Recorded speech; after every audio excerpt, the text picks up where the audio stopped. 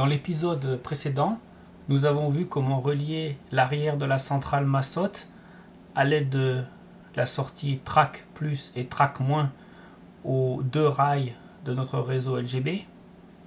Ensuite, le devant de la centrale, on utilisait la sortie bus et à l'aide d'un câble RJ11, on pouvait brancher le navigateur.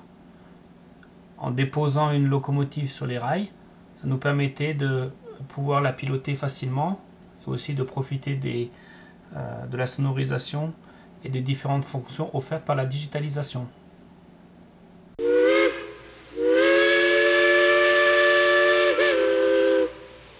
J'ai simplifié la représentation de la voie pour ne garder qu'une simple ligne noire.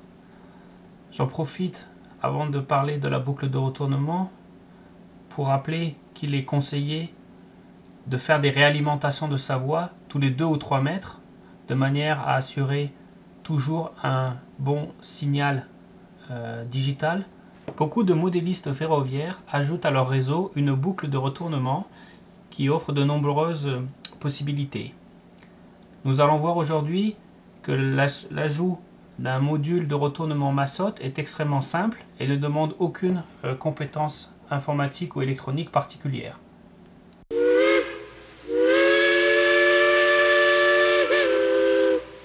Mais avant de démarrer en détail l'installation de la boucle de retournement, regardons le principe électrique et ce que l'on veut obtenir grâce à cette boucle. J'ai donc ma locomotive Standwärts qui pointe vers l'avant et je veux m'assurer qu'après la boucle de retournement, la machine se trouvera dans l'autre sens. Mais regardons non seulement le point de vue mécanique, mais la partie électrique. Supposez que le rail de gauche, ici, soit relié au fil bleu, mon rail de droite soit relié à un fil rouge. Si je continue le rail bleu et que je ne fais rien, le fil bleu se retrouve sur ce rail-là, le fil rouge là-dessus. Et si je continue, je m'aperçois que mon fil rouge et mon fil bleu vont se retrouver sur le même câble, qui signifie en électricité un court-jus, un court-circuit. C'est donc l'intérêt d'introduire la boucle de retournement. La boucle de retournement fournie par Massot et que vous pouvez acquérir sur le site d'IETB comporte les éléments suivants. Donc la notice, très importante, on va l'utiliser dans quelques instants. La boucle en elle-même et un certain nombre d'éléments. On va voir qu'on va pouvoir en ignorer quelques-uns. Alors quel est le but de la boucle de retournement? Alors faisons un zoom. On s'aperçoit qu'ici on va alimenter notre boucle avec notre plus et notre moins d'entrée. Et ensuite la boucle de retournement va se débrouiller toute seule pour générer le bon plus et le bon moins sur les rails de façon à éviter les courts-circuits. Alors sur le boucle de retournement, il va falloir effectuer une coupure électrique, ici représentée au niveau du tournevis posé sur la voie, et il m'en faut une seconde à la sortie de la section que je vais isoler, et donc j'ai placé un deuxième tournevis là-bas au bout.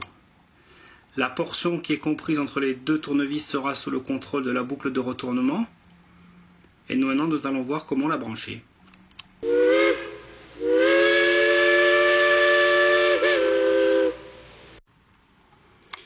Voici donc le deuxième schéma de montage, celui que j'ai appelé schéma compliqué. J'ai donc réalisé à partir des éléments fournis dans le boîtier les petits éléments. Il ne me reste maintenant plus qu'à souder les fils de manière à avoir mes 4 contacts que je vais aller brancher ici ensuite sur ma boucle de retournement d'après ce schéma-là. À présent mes 4 fils ont été soudés.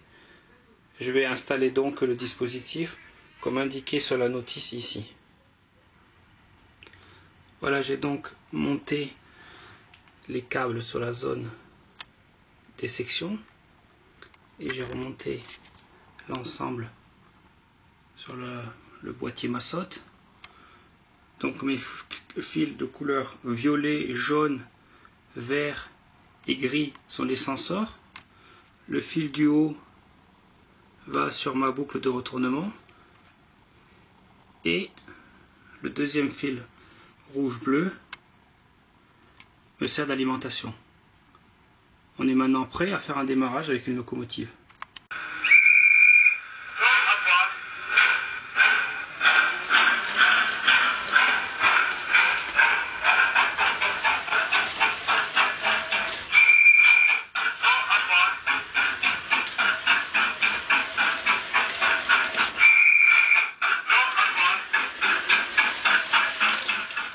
Pour améliorer la fluidité du trajet de la locomotive, il va me falloir modifier la valeur de court-circuit de ma centrale Massot.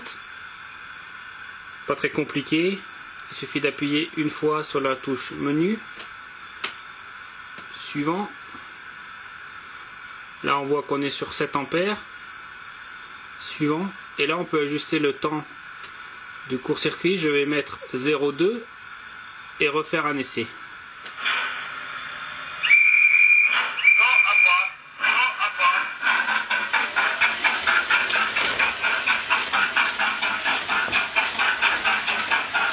On voit que la locomotive a fait sa boucle avec une meilleure fluidité. Je vais donc laisser ce réglage à présent sur ma centrale 0,2 secondes.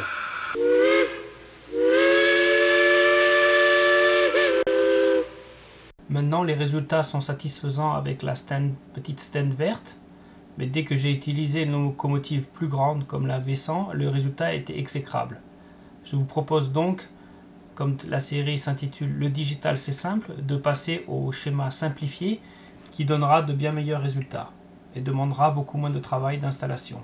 Quand j'ai regardé la notice avec le schéma simplifié comme indiqué sur l'écran, je me suis souvenu du conseil de Philippe Decomte d'IETB.fr où le schéma simplifié donne de meilleurs résultats. Pour ce faire, il suffit de relier la sortie de la centrale Massot, track plus et track moins sur le plus et le moins de l'entrée in, et de relier la sortie out plus et moins à l'élément de la boucle de retournement qui aura été isolé avec des éclisses isolantes jaunes ou Massot comme indiqué sur le schéma en haut à gauche. Voyons maintenant ce que ça donne en réalité. Voici maintenant à l'intérieur de la descente comme si vous étiez.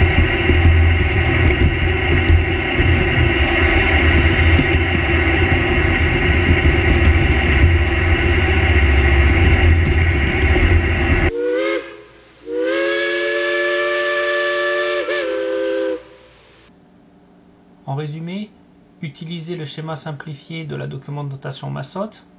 Ne vous embêtez pas avec les 4 détecteurs avec leur câblage et les soudures des câbles. Aussi, n'oubliez pas de changer le temps de court-circuit sur la centrale.